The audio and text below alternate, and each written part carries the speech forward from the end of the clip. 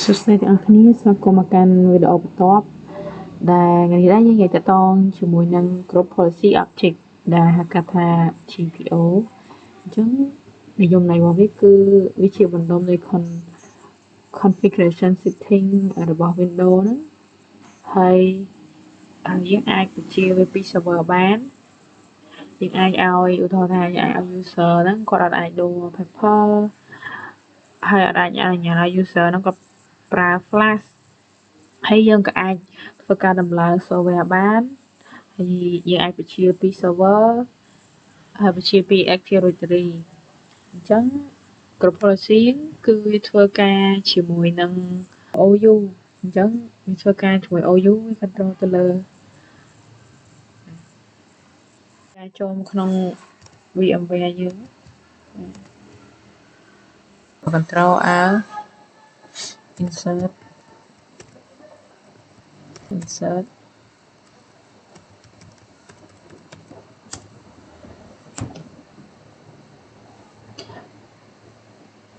តោះយើងចូលទៅក្នុង MMC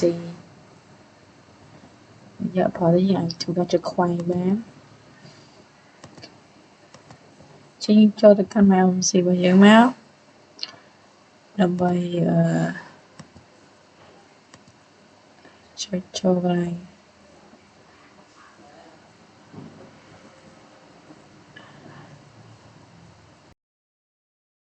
ចឹងពេលយើងចូលមកដល់កន្លែងនេះគឺយើងធ្វើការ add នៅgroup policy របស់យើងចូលទៅដោយសារតែយើងងាយស្រួលក្នុងការយកវាប្រើប្រាស់ចឹងយើងធ្វើការចុចទៅ refresh សិនហើយយើងចុចចូលតើយកពី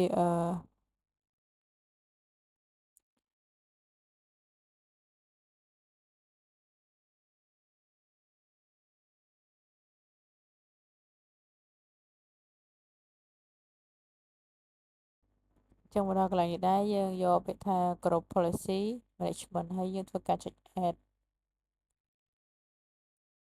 ចឹងដល់ពេលដែលយើង add ហើយយើងកាត់ជា OK អញ្ចឹងយើងចូលទៅក្នុង group policy របស់យើងហ្នឹងគឺវាមាននៅក្នុង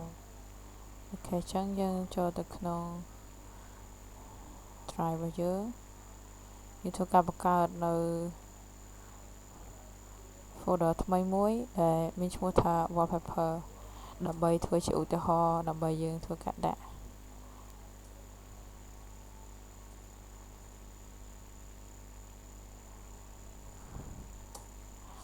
អញ្ចឹងខ្ញុំធ្វើការខ្ញុំមកអញ្ចឹងខ្ញុំចូល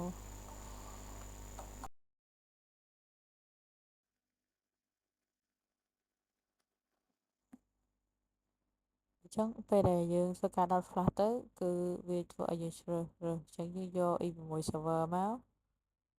យើងយើងចុច OK បន្ទាប់មកយើងធ្វើការcopy ដាក់ចូលយក Viva Paper របស់យើងយកដាក់ចូលនៅក្នុងfolder ដែលយើងបានបង្កើតមិញយើងធ្វើការចុច copy មកយើងចូល drive C នេះហើយយើងធ្វើការផាសនៅរូបភាពដែលយើងបាន copy បាញ់មិញចូលអញ្ចឹងต่อមកយើងធ្វើការចូលទៅក្នុង drive C មកគឺយើងឃើញបន្ទាប់មកយើងយកពាក្យថា everyone អញ្ចឹង everyone ហ្នឹង user គាត់បានតែ read only ទេបន្ទាប់មកយើងធ្វើការចុច add មកយើងចុច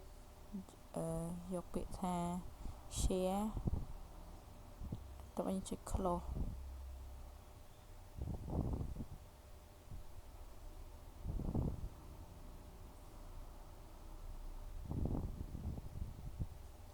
ចឹងនេះយើងធ្វើការ refresh មួយមកយើងចូលទៅក្នុង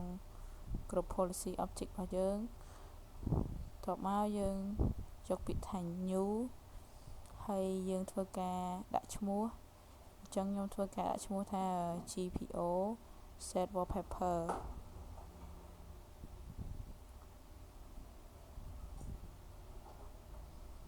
ចឹងពេលដែលយើងដាក់ហើយយើងចូលទៅក្នុងនោះយើងយកពាក្យថា edit ហើយយើងយកពាក្យថា user configuration បន្ទាប់មកយើងចូលទៅក្នុង administrative បន្ទាប់មកយើងធ្វើការជ្រើសរើសយកពាក្យថា desktop យើងធ្វើការដកคลิกហើយយើងរកពាក្យថា desktop wallpaper ចឹងយើងធ្វើដល់កន្លែងនេះដែរយើងជ្រើសរើសយកពាក្យថា enable ហើយកន្លែងនេះដែរគឺជា path file ដែលយើងត្រូវធ្វើការដាក់ចឹងយើងចូលទៅក្នុង file explorer របស់យើងវិញមកចឹងយើងវាយ 192.168.1.1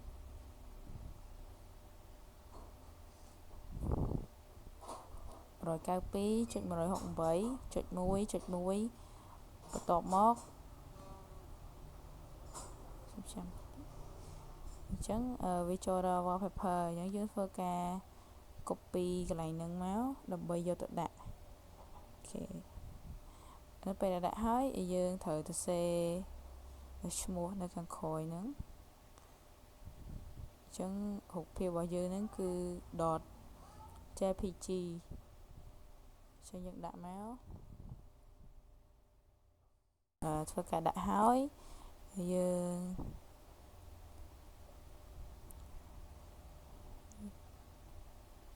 ចុចយកពាក្យថា OK apply ឲ្យ OK អូខេអញ្ចឹង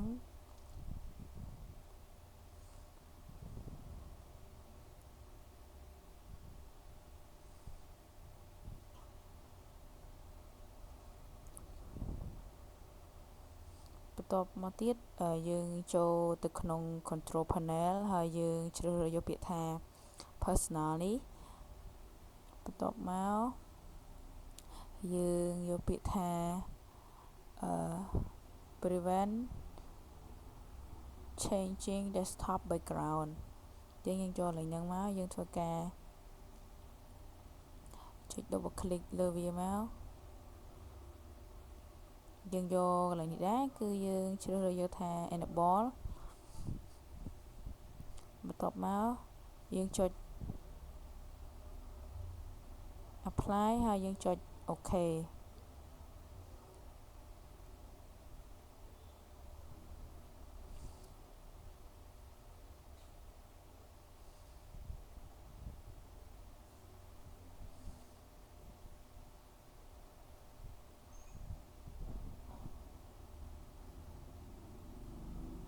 ហើយមកទៀតយើងចូលមកក្នុង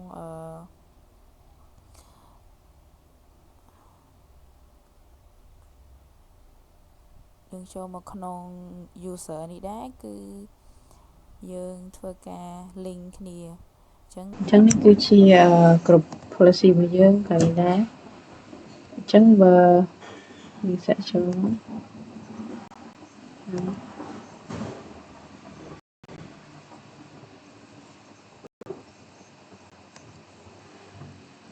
អញ្ចឹងបើសិនអ្នកនរគ្នាចង់ដឹងថាអ្នកនរគ្នាមានគ្រប់ policy object ណាយើងចូលដល់នេះបើនេះគឺជា default ទេហើយបើសិនជាយើងអ្នកនរគ្នាចង់ដឹងថាតើអ្នកនរគ្នាមានគ្រប់ policy ច្រើនម៉េចអ្នកនរគ្នាចុចពាក្យថាគ្រប់ policy object នេះមកអញ្ចឹងយើងមានdefault domain controller មួយនិង default domain policy មួយអញ្ចឹងខាងលើនេះវា apply ទៅលើ domain controller ហើយ default domain policy នេះគឺវាសម្រាប់យើងប្រើ domain ទាំងមូលហើយកន្លែងនេះដែរបើសិនជាយើងធ្វើការ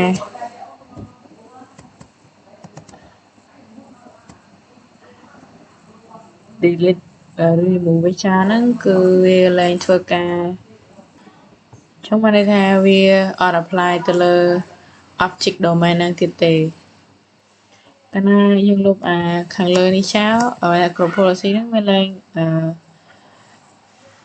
control អាហ្នឹងទៀតហើយហើយកាលណាបើយើងធ្វើការលុបអានេះចោលគឺវាលែងធ្វើការ apply លើអាហ្នឹងទៀតហើយ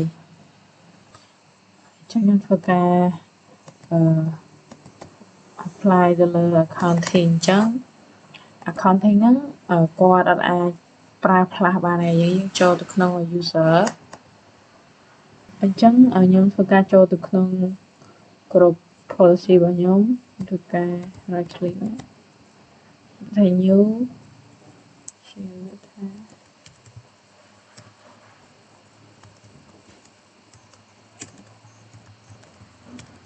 flash អញ្ចឹងយើងចុច OK មក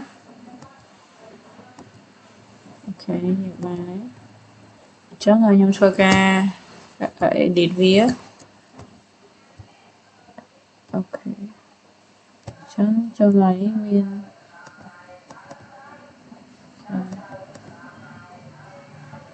software different Windows setting ផ្សេងហើយអញ្ចឹងយើងធ្វើការដាក់ទៅលើ user អញ្ចឹង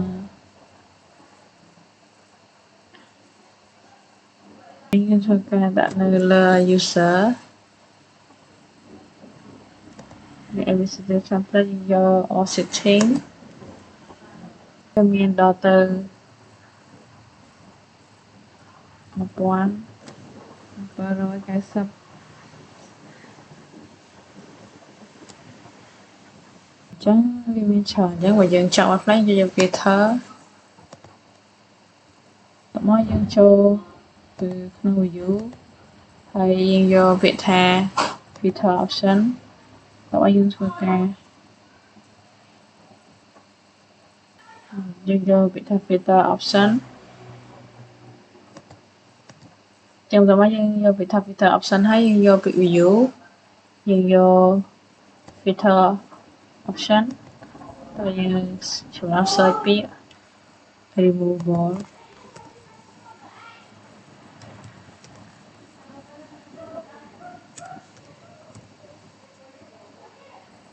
ដល់យើងចុច OK យើងធ្វើការដល់យើងចុចយក all setting ដល់មកយើងយកពាក្យថា all removable storage នេះមកខាងលើនេះដល់យើងចុចលើវាមកហើយយើងយកពាក្យថា enable ដល់យើងចុច OK ចឹងយើងយក enable ដល់យើងចុចការ apply ដល់យើងចុច OK ចឹងគ្រប់ policy ខ្ញុំមានតែមួយគត់គឺធ្វើការ remove ទៅលើ flash ចឹងឲ្យចូលដល់ឡើយគឺយើងមានគ្រប់ policy ចំនួន3ប៉ុន្តែខាងក្រោមនេះយើងអត់ទាន់បាន apply ទៅលើអីទេអញ្ចឹងយើងចង់ធ្វើការ apply ទៅលើ user ហ្នឹងហើយយើង right click លើ user ហ្នឹងមកយើងយកពាក្យថា link existing GPO ហើយយើងចុចចូលហ្នឹងមកយើងចុចចូលពាក្យ flash នេះមកយើងចុច OK ជាចឹងវាធ្វើការ link គ្នាមកនៅ flash អញ្ចឹងទៅហើយយើងចូលទៅក្នុង CMD របស់យើងក៏ CMD គេថា group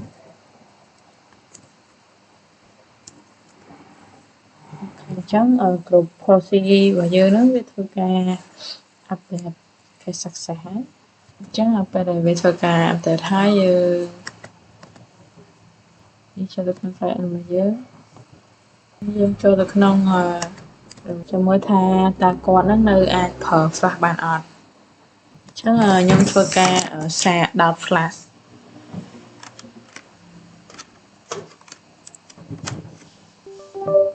អូខេ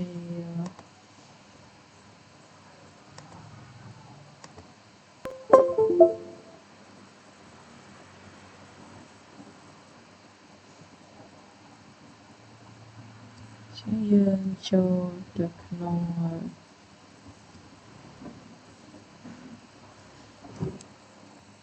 ចឹងយើងធ្វើការ log ចូល ABC ចាំយើងធ្វើការសាកដល់ class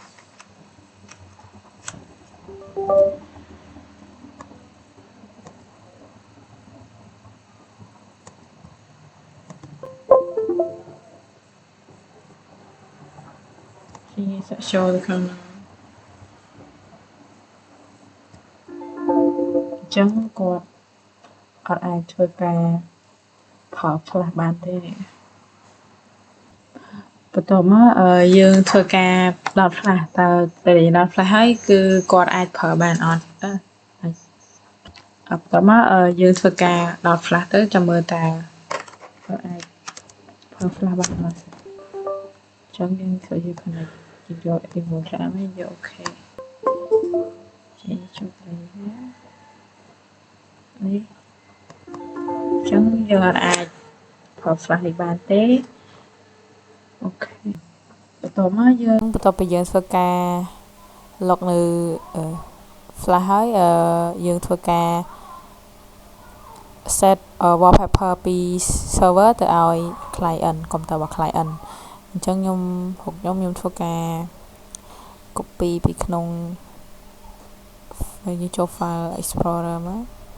ខ្ញុំប្រើ USB ដើម្បី copy អញ្ចឹងខ្ញុំចូលទៅក្នុងរូបភាពរបស់ខ្ញុំមក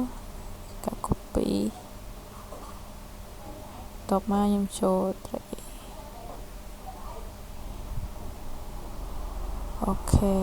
ជាងចេះទៅនេះវា wallpaper របស់ខ្ញុំអញ្ចឹងខ្ញុំចូលទៅក្នុង VMware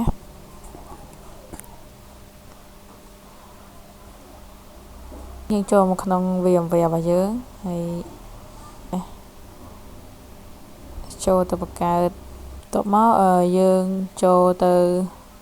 បង្កើត folder មួយអញ្ចឹងខ្ញុំធ្វើការអញ្ចឹងយើងដាក់ wallpaper ហ្នឹងដើម្បីដាក់ទៅឲ្យ share ទៅឲ្យកុំព្យូទ័រ client ហ្នឹងអញ្ចឹងបន្ទាប់មកយើងចូលទៅក្នុង file explorer បន្ទាប់មក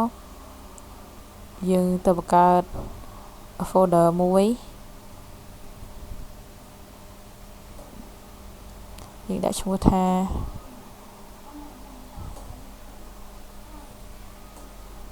យើង rename ស្មើយកថា wallpaper អូខេអញ្ចឹងខ្ញុំធ្វើការ copy ពីក្នុង flash របស់ខ្ញុំមកអញ្ចឹងខ្ញុំចូលទៅក្នុង flash ខ្ញុំ download flash របស់ខ្ញុំអូខេអញ្ចឹងវាឲ្យយើងជ្រើសរើសយើងអូខេចុចអូខេមក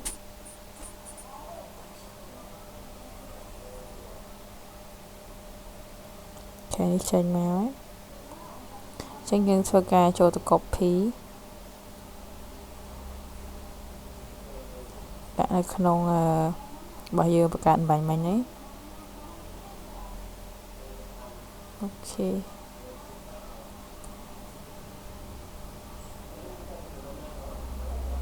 ចេញយើងចូលទៅក្នុងយើងចូលទៅ folder របស់យើងយកពី property ទៅយើងចុចយកពី share ទៅយើងចុចយកពីថា share អញ្ចឹងយើងជ្រើសរើសយក everyone អញ្ចឹងយើងចុចadd អញ្ចឹង everyone ហ្នឹងគាត់អាចទៅ read បានទេអញ្ចឹងតោះមកយើងយកពីថា share អូខេតាមមកអញ្ចឹងយើងចូលក្នុង terminal ហើយយើង select វាថានេះ group policy management ហើយយើង select លើវាមកតបមកយើងចូលទៅក្នុងបន្ទាប់មកយើងចូលទៅវាយវាថា group policy management នេះមកយើងធ្វើការ select យកតោះមកយើងចូលទៅក្នុងgroup policy object យើងធ្វើការបន្ទាប់មកយើងធ្វើការចុចបង្កើត new អញ្ចឹងយើងធ្វើការដាក់ GP o wallpaper អូខេចឹងយើងយកពាក្យថាអូខេតោះមកយើងធ្វើការ right click ហើយយើងចុច edit អញ្ចឹងចំពោះ wallpaper set ហ្នឹងគឺយើងធ្វើនៅលើ configuration user configuration អញ្ចឹងយើងធ្វើការចុចមកហើយយើងចូលទៅក្នុង policy ហើយយើងយកពាក្យថា administrative template អញ្ចឹងយើងចុចបន្ទាប់មកយើងយកពាក្យថា desktop អញ្ចឹងយើងយកពាក្យថា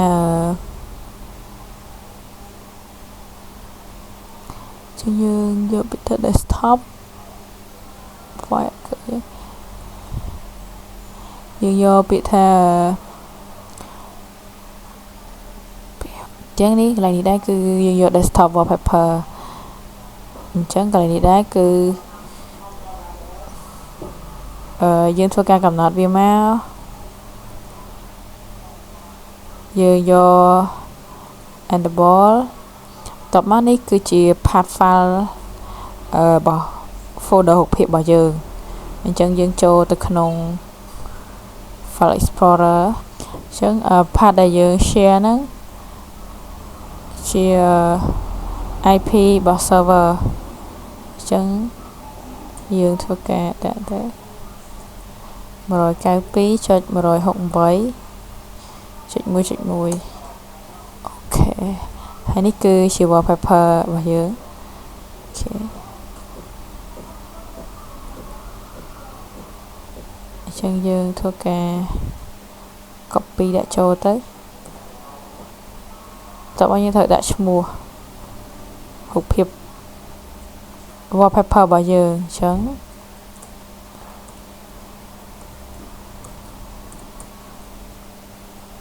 ដាក់មក e6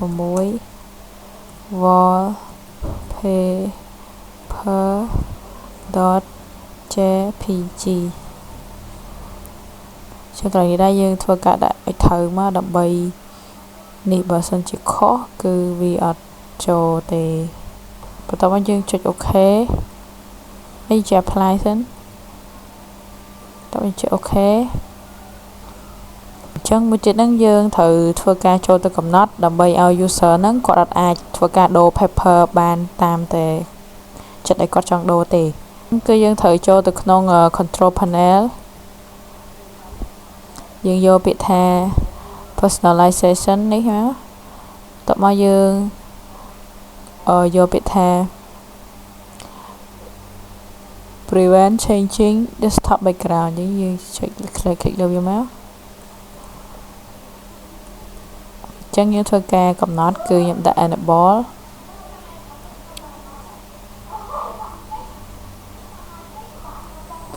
តោះមកខ្ញុំចុច apply ហើយតោះខ្ញុំធ្វើការចុចអូខេបន្តមកទៀតគឺយើងធ្វើការ the link group policy object របស់យើងហ្នឹងជាមួយនឹង user OU របស់យើងដើម្បីកំណត់កុំឲ្យ user របស់យើងហ្នឹងគាត់អាចធ្វើការផ្លាស់ប្ដូរ wallpaper ដោយខ្លួនឯងបានអញ្ចឹងបន្តមកទៀតយើងធ្វើការទៅកំណត់ដើម្បីឲ្យ user ហ្នឹងគាត់អាច link ហើយធ្វើការប្រើប្រាស់នៅ group policy object ដែលយើងបានបង្កើតហ្នឹងគឺ wallpaper មិញហ្នឹងឯងតោះមកយើងចូលទៅក្នុង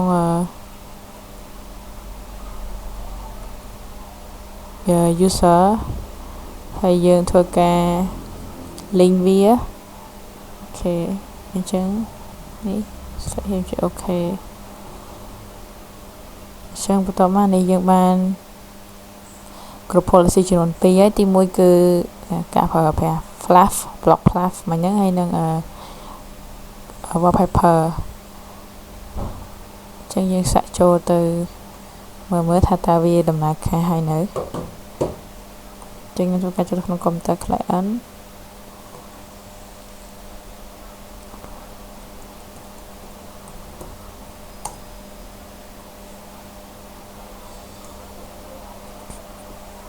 អូខេនេះគឺ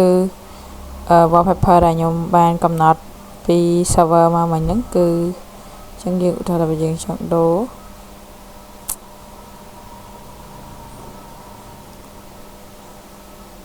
គឺគាត់អត់អាចធ្វើការដូរនៅ wallpaper នឹងបានទេអញ្ចឹងវីដេអូហ្នឹងមានតែប៉ុណ្្នឹងទេអរគុណអ្នកទាំងអស់គ្នាដែលបានតាមដានទស្សនាពីដើមរហូតដល់ចប់ហើយយើងជួបគ្នានៅវីដេអូក្រោយទៀត